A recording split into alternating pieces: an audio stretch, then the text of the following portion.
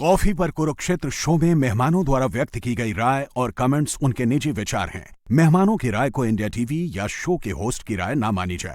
India TV का मकसद किसी भी व्यक्ति या वर्ग की भावना को ठेस पहुंचाना नहीं है।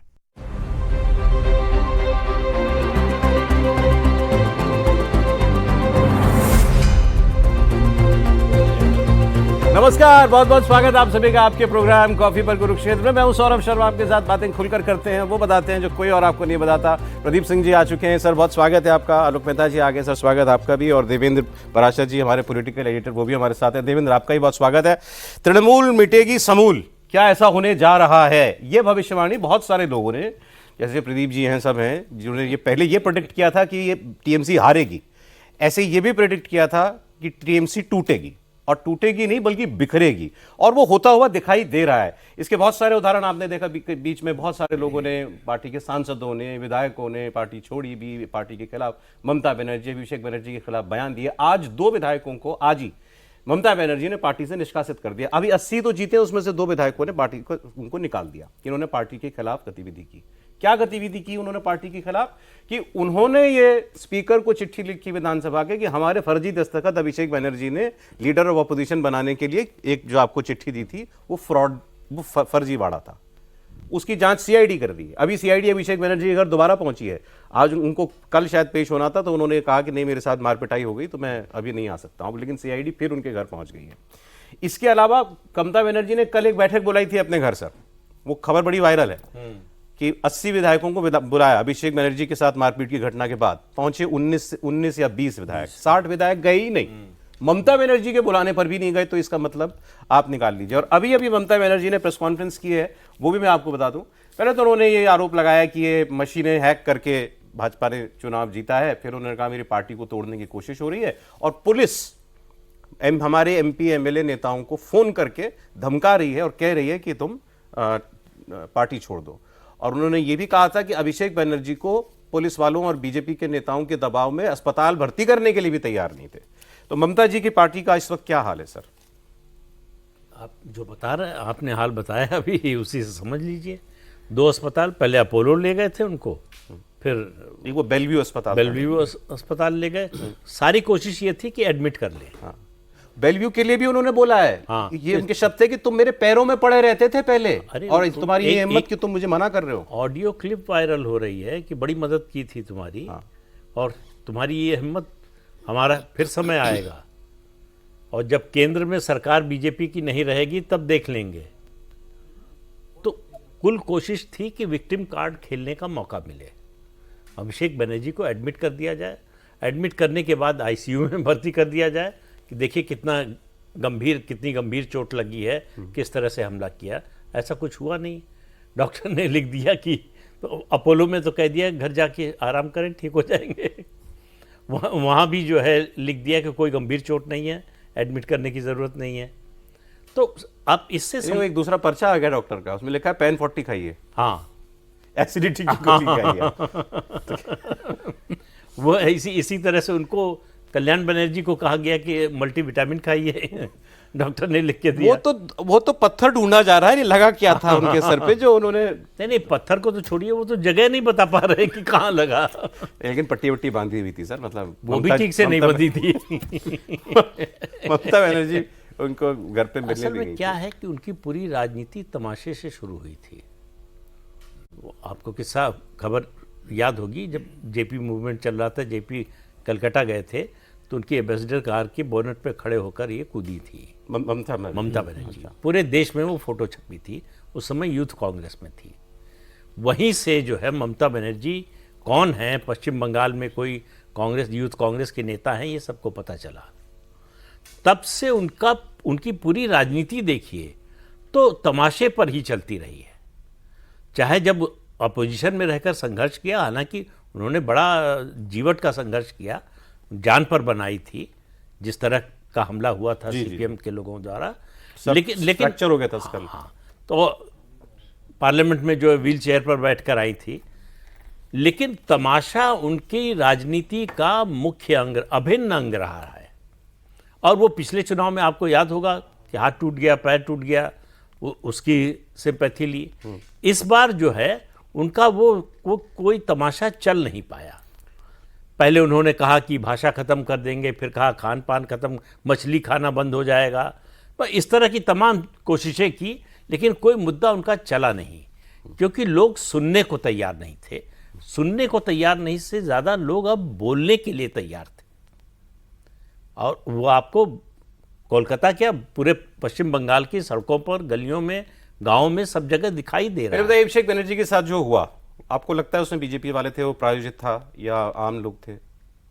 नहीं, देखिए जो वीडियो में दिखाई दे रहा है और जिस तरह से महिलाएं वहां पहले से खड़ी थी अंडा लेके और कह रही थी कि अभिषेक बनर्जी पर अंडा फेंकेंगे, तो वो तो बिल्कुल स्वतः स्फूर्त नजर आता है। अब उसमें बीजेपी के सिंपैथाइजर हों या 2-4 कार्यकर्ता भी हों, तो इससे आप इनकार नहीं कर सकते।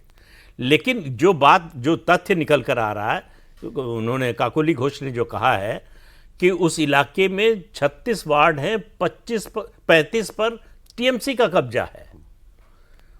मान लीजिए कि वो सब लोग जो है बीजेपी के लोग थे, टीएमसी के लोग कहां थे? बिल्कुल बिल्कुल बिल्कुल। आपका भाई ममता बनर्जी के बाद तो सबसे बड़ा नेता और भविष्य का नेता, तो क्या 12 लाख वोट से जीता उससे? हाँ, डायमंड हार्बर में 12 लाख वोट से जीते, और 120 आदमी भी, 120 के 20 आदमी भी नहीं आए आपको बचाने के लिए। तो इससे आप वो लोग कौन थे, वो जो आरोप लगा रहे हैं उसको सही मान लीजिए। फिर भी इसका मतलब आपके लोग क्यों नहीं निकल रहे हैं आपके समर्थन में, आपके बचाव में?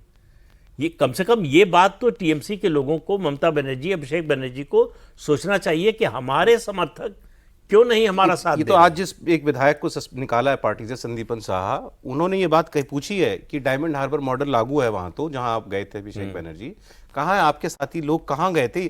और वो यही लोग आपके वोटर थे और यही आपके खिलाफ क्यों हो गए? इस सवाल का जवाब तो आपको ढूंढना पड़ेगा ना, कि यही लोग, ये इन्हीं के वोट से तो जीते थे आप भारी भरकम।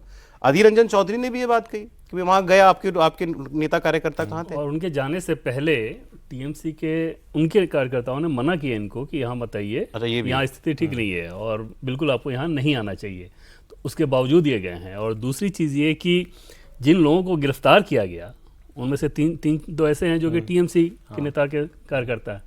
तो वो तो एकदम से समझ में नहीं आ रहा है कि आखिर वो ऐसा क्या था। और क्योंकि ममता बनर्जी जिस प्रकार की थिएट्रिक्स पॉलिटिक्स करती हैं, तो जाहिर तौर पे आमतौर पे होता है किसी चुनाव में अगर आपकी हार हो जाती है तो 6 महीने तक आप शांत रहते हैं। कहा जाता है कि सरकार का हनीमून पीरियड है, अपोजिशन उस पर उस दरमियान अटैक नहीं करेगा। लेकिन ये देखिए, तो ये लगातार शुरू से ही है, क्योंकि इनको इस तरह के मौके की तलाश थी कि कुछ वैसा मौका मिल जाए। उसके बाद कल्याण बनर्जी ने जो किया, जैसे जिस तरह की चोट लग रही है, पहले बैठ रहे हैं फिर लेट रहे हैं, मतलब नहीं भाई, एक वीडियो आपने एक्स पे शेयर किया है जिसमें लेटे लेटे एक आदमी सर पकड़े हुए है और वो हंसते हुए फोन पे बात कर रहे हैं। उनके प्रति मतलब चाहे आप जो भी मतलब सोचे, लेकिन ये हैरानी होती है कि ऐसा कैसे?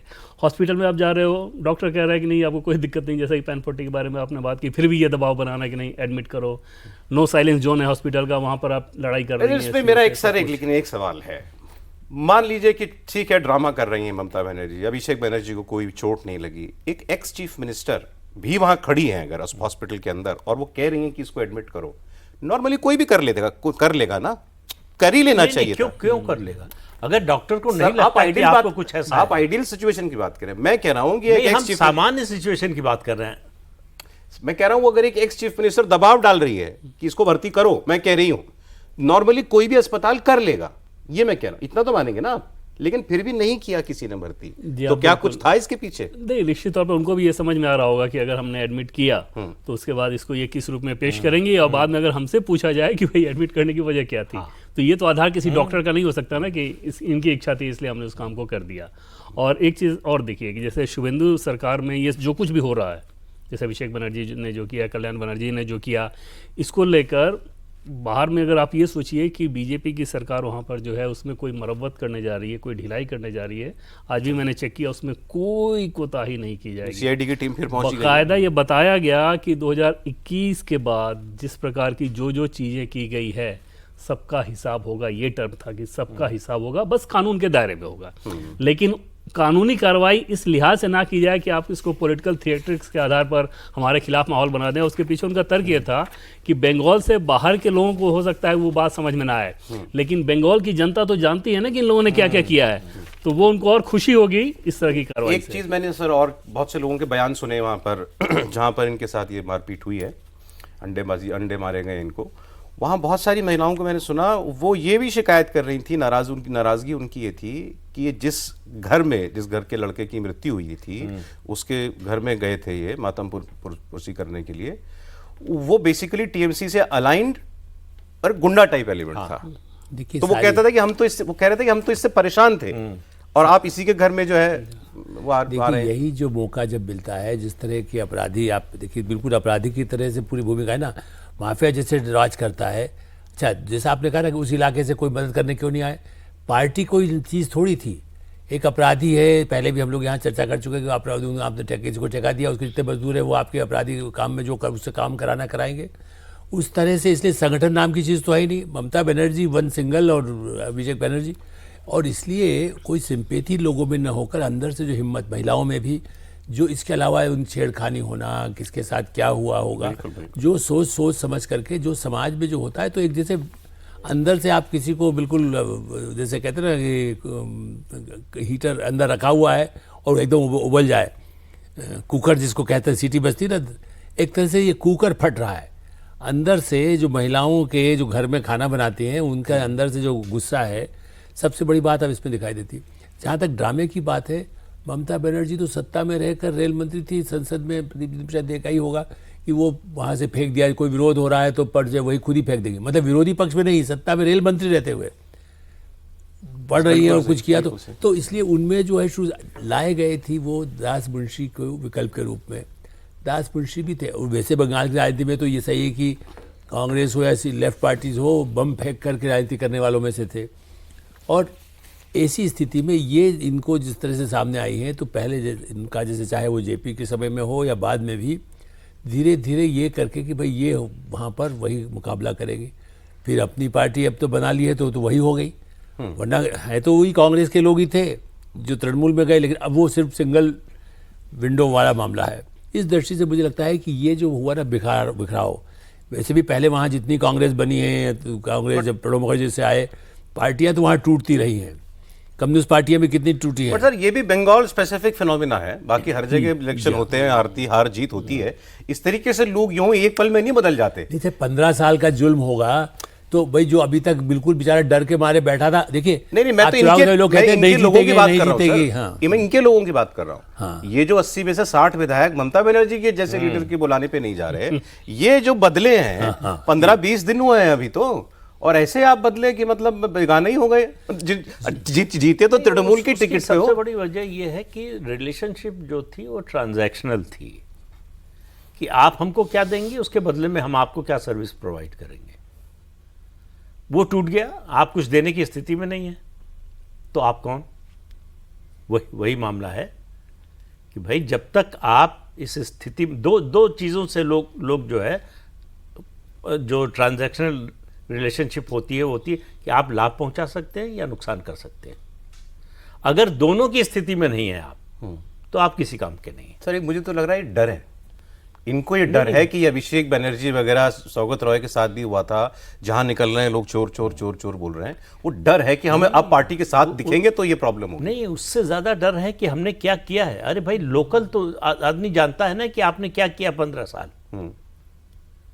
आप निकलेंगे तो ये होगा, ये डर आपके मन में इसलिए है कि आपको मालूम है आपने क्या किया 15 साल।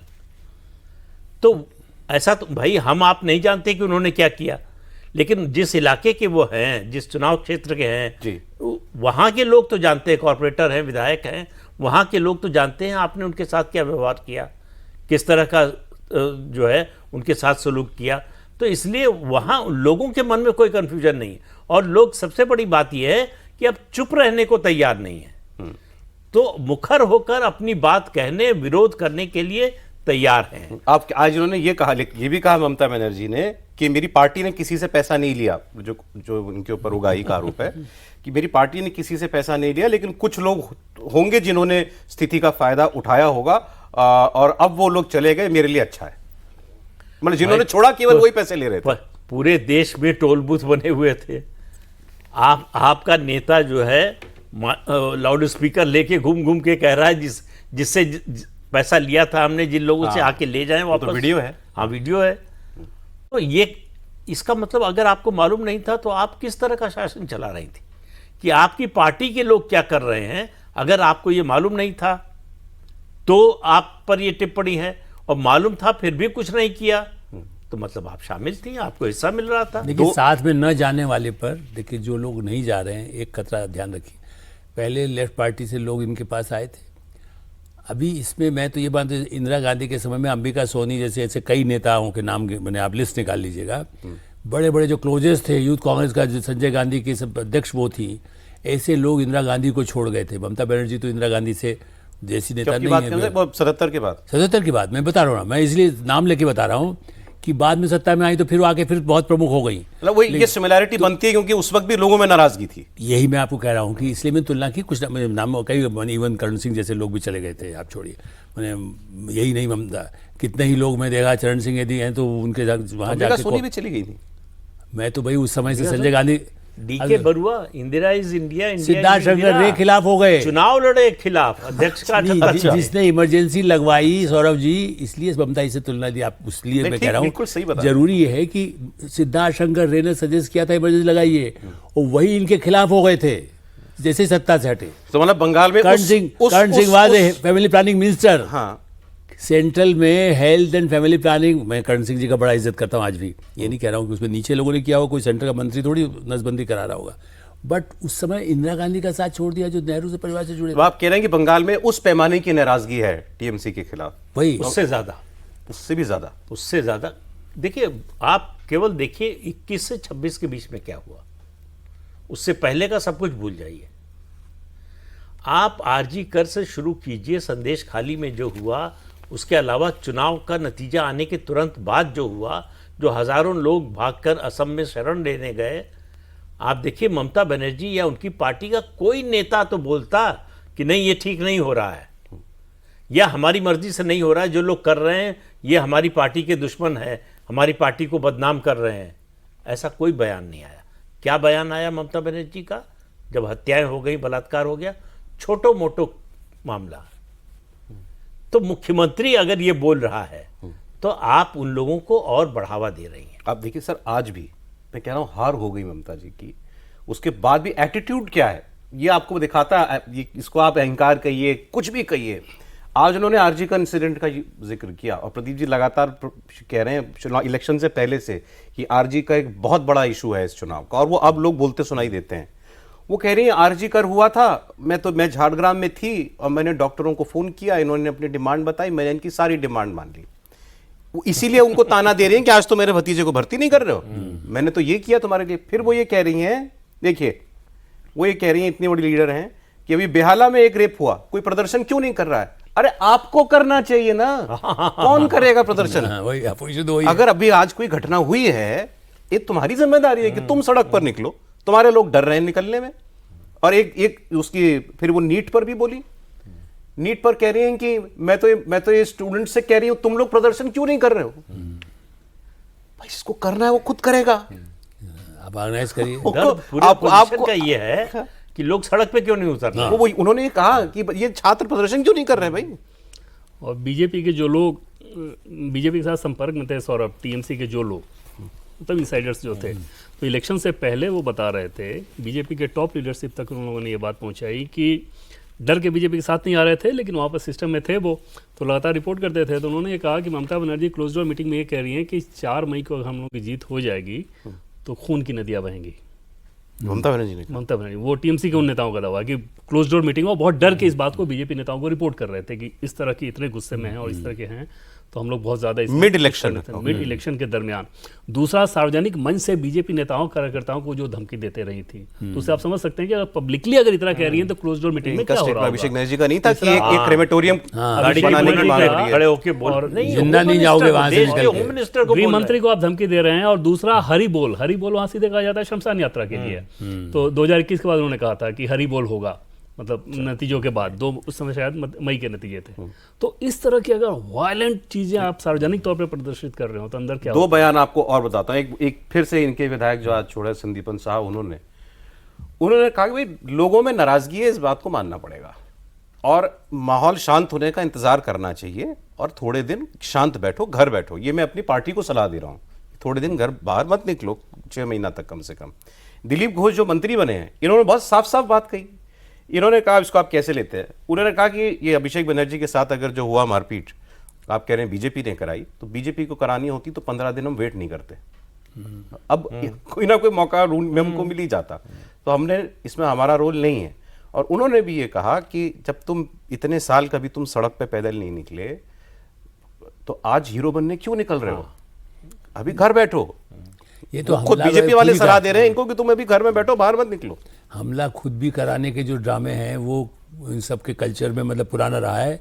मैं तो ये भी आप कह रहा हूँ, मैं दूसरे जो नाराजगी हो तो है हुआ तो इनके साथ खूब है। नहीं, मैं एक तो नाराजगी लगी, मैं नहीं, कह रहा हूँ कि नहीं, ये फैल कराया जाना, हो ऐसा नहीं लेट है। जाना, सड़क पे लेट जाना, मैं मुझे अस्पताल भर्ती कर लो, ये जो स्थितियां हैं। कल्याण बनर्जी वाला शुद्ध ड्रामा है, लेकिन इनके साथ तो नहीं हुआ है। नहीं, इनके साथ हुआ, लेकिन इन्होंने इनवाइट किया, चाहते थे कि ऐसा कुछ हो जाए, अच्छा, ऐसा विरोध हो, प्रदर्शन हो, कुछ कुछ जो है इस तरह का एक्शन हो। बिल्कुल। ये उम्मीद नहीं रही होगी कि महिलाएं जो है इस तरह से हमला करेंगी, बीजेपी के वर्कर निकलकर कुछ करेंगे। वही वीडियो दिखा के तो ये लोग बीजेपी टीएमसी के लोग बोल रहे हैं ना कि वो महिलाएं जो अंडा लेके पहले से खड़ी थी, वो सब बीजेपी के लोग वर्कर थी। लेकिन एक चीज देखिए ना कि आप नंदीग्राम इलेक्शन हार रही हैं, भवानीपुर इलेक्शन हार रही हैं, अभिषेक बनर्जी पे अंडे फेंके जा रहे हैं, तो ये तो दिख रहा है ना कि भाई लोगों के भीतर आपकी क्रेडिबिलिटी जीरो है ऑलमोस्ट। बार बार इलेक्शन रिजल्ट वही हो रहा है, लोग ऐसे ही नाराजगी दिखा रहे हैं, आपके अपने नेता भी बोल रहे हैं, सामान्य लोग भी बोल रहे हैं, तो सब कोई गलत है।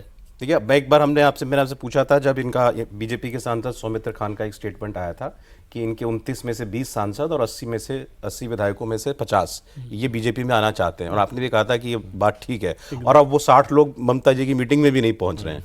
तो क्या सच में तार जुड़े हैं कहीं और? बहुत जबरदस्त तरीके से बीजेपी ने नो एंट्री का भी बोर्ड लगा रखा है। नहीं, आज अगर अगर यहाँ बीजेपी का को गेट नुकसान खोल होगा दे, तो आप होड़ लग जाएगी वहां पर नेताओं की, और ममता बनर्जी खुद हैरान होकर पीछे देखेंगे, अच्छा ये भी चला गया, मतलब अच्छा, ये भी 2/3 वाली संख्या बहुत आसानी के साथ, बहुत आसानी के साथ। वही होगा शोले पिक्चर वाला, आधे इधर आधे उधर, बाकी मेरे साथ आ पीछे। जाओ। तो वो बीजेपी ये नहीं चाह रही है कि बीजेपी का टीएमसी करण हो गया, इस तरह का मैसेज दिखने लगे, तो अभी इस काम को बीजेपी अभी एक बिल्कुल नहीं करेगी। दूसरी चीज कि बीजेपी के सामने अभी 2 चुनौतियां सौरभ। पहली बात तो ये कि जो मैनिफेस्टो है, टॉप लेवल से यही निर्देश दिया गया शुभेंदु अधिकारी को कि जो भी मैनिफेस्टो में वायदा किया गया है, लेटर एंड स्पिरिट में उससे आपको पूरा करना है। मतलब जो आपने डेवलपमेंट के फ्रंट पे, इंफ्रास्ट्रक्चर की बात करें, रोजगार की बात करें, इन सब चीज़ों को लेकर आपको ऐसे ही परफॉर्म करना है। दूसरी चीज़ कि 2021 के बाद जिस तरह का तंत्र खड़ा किया गया है उसको आपको ध्वस्त करना है।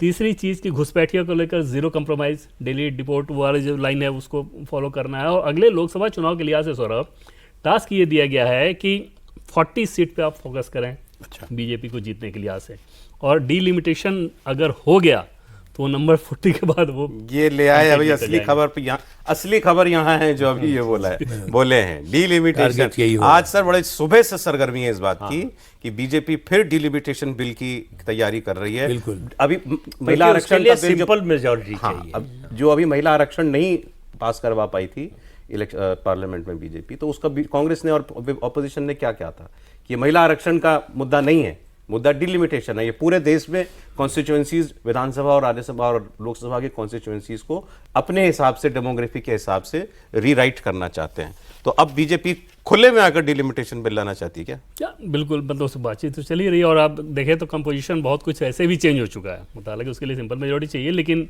तमिलनाडु में जो हुआ, डीएमके के साथ जो हो चुका है, और टीएमसी के जितने लोग अंदर खाने बीजेपी नेताओं के साथ संपर्क में है, तो वोटिंग के दरमियान वो गायब लेकिन वो रहेंगे। ड्यू भी तो DMK है, तो वाले ऐसा भी। नहीं है। गायब रहेंगे ना वो। नहीं मतलब कांग्रेस पार्टी के साथ हो डीएमके जाएगा। वालों का ही तो सबसे बड़ा विरोध था कि तमिलनाडु के साथ ऐसा हो जाएगा और बदली वैसा हो हुई जाएगा। राजनीति में उनको भी तो अपना सर्वाइवल देखना है ना। उनको भी ये समझ में आ रहा है कि विजय आ गए तो ऐसा ना हो कि 15 साल तक ये रह जाएं, तो उनको भी तो सपोर्ट सिस्टम चाहिए होगा। वो क्यों साथ दिखना चाहेंगे? गजब। कांग्रेस पार्टी के साथ थोड़ा ही वो दिखना चाहेंगे। तो उस समय इलेक्शन था, इस लिहाज से उन्होंने, स्टालिन ने उन सारे इश्यूज को बनाया था। अभी उनको पता ये था 6 कि जून को ये विरोधियों की सबकी मीटिंग भी होने वाली है दिल्ली के अंदर। मुझे लगता है ये मुद्दा अब गर्मा जाएगा। देखिए विरोधी में कितने बचे हैं आप बताइए ना, दिल कौन किसके साथ है। रोज आप गाली देते हुए रहे हैं, पब्लिक में जाकर के कौन इकट्ठा बने, आप केजरीवाल, ममता बनर्जी, राहुल गांधी, कौन मतलब उनके साथ केजरीवाल नहीं आगे आने वाले उस मीटिंग में, स्टालिन नहीं आने वाले उस मीटिंग में। डीएमके? हाँ। वही तो बताओ, कौन आप आएगा साउथ फिर? में आपके साथ वहाँ नहीं है, यहाँ पर किस मुंह से जाएंगे आप बताएं ना। अधीर रंजन आरजेडी, चौधरी का आज भी अखिलेश, बयान देखे, उसके बाद क्या करेंगे कांग्रेस, कांग्रेस? ममता, ये 4 ही दिखाई देते हैं अभी तो। बस लालू है, लेफ्ट वाले भी किस मुंह से आएंगे? वो बंगाल में भी गाली दे रहे हैं, केरल में भी गाली दे रहे हैं। अभी तो वो तो जेल ही भेज रहे हैं हाँ, विजयन के, वो देखना होगा तो छापे पड़ने में। लेकिन आप ये सोचिए, मतलब पब्लिक मूड पढ़ने वाली बात है ना। राहुल गांधी क्या कर रहे हैं वहां? उनका नेता, बंगाल का नेता कह रहा है, अधीर रंजन चौधरी कह रहा है, जो बोया वो काट रही है टीएमसी। वो शुरू से ये खिलाफ है। विक्टिम नहीं प्ले कर सकते, ये इन्हीं का बनाया हुआ हिंसा का तंत्र है राज्य का, जो इनके साथ हो रहा है। और राहुल गांधी कह रहे हैं ममता बनर्जी को फोन करके कि अरे वहां अस्पताल नहीं मिल रहा है तो मैं हैदराबाद भिजवा देता हूं आपको। भाई, आपको बीजेपी का समर्थन नहीं करना, लेकिन आप चुप तो रह सकते हैं। जनता का मूड तो समझो, वहां की जनता का मूड क्या है। इससे बंगाल की जनता खुश हो जाएगी क्या? वो एग्जैक्टली बंगाल की जनता क्या सोचेगी आपके इस कदम से, ये तो आप जरा सोचो। बट उनको इसकी परवाह नहीं है। और वो रामचंद्र गुहा का आर्टिकल भी इन्हीं दिनों आ गया, वो तो देखा कि नहीं देखा आपने? बहुत स्ट्रांग। भाई, उनसे कट्टर एंटी मोदी आदमी भी नहीं होगा। और वो आदमी ये कह रहा है कि मोदी को सत्ता में बरकरार रखने का सबसे बड़ा टूल गांधी फैमिली और राहुल गांधी हैं। ये अकम्प्लिस हैं, उन्होंने कहा, मोदी को बनाए रखने में। और जिनको भी अभी भी लगता है कि ये प्राइम मिनिस्टर मटीरियल है, वो जरा चश्मा साफ कर लें अपना। लेकिन सवाल यह है कि कांग्रेस ने तय कर लिया है कि इस परिवार के साथ ही सती होना है। सती होना है। हाँ बिल्कुल। आप लगातार देखिए ना, कोई मतलब कोई जो फैक्ट्स है केवल वही देखिए क्या हो रहा। कोई और पार्टी होती तो वो सोचती ठहर के थोड़ा कि ये क्यों हो रहा है हमारे साथ और इसको रोकने के लिए क्या करें। तो आप रोकने के लिए क्या करें उसकी बजाय जो हो रहा है उसको और उस प्रक्रिया को और तेज कर रहे हैं। सर वैसे मैं एक बात, यही कैविएट लगा देता हूं, राहुल गांधी को ये लग ही नहीं रहा कि मैं कमजोर हो रहा हूं। उनको 24 के 99 याद है और उनको अभी दिखता है कि मेरी तो पूरा दक्षिण मेरे हाथ में है। तो इसका मतलब यह है कि आपको न तो राजनीति की समझ है न ग्राउंड रियलिटी का कुछ पता है। आप देखते कि सनातन का विरोध करने वाले 4 मुख्यमंत्री 1 महीने में निपट गए।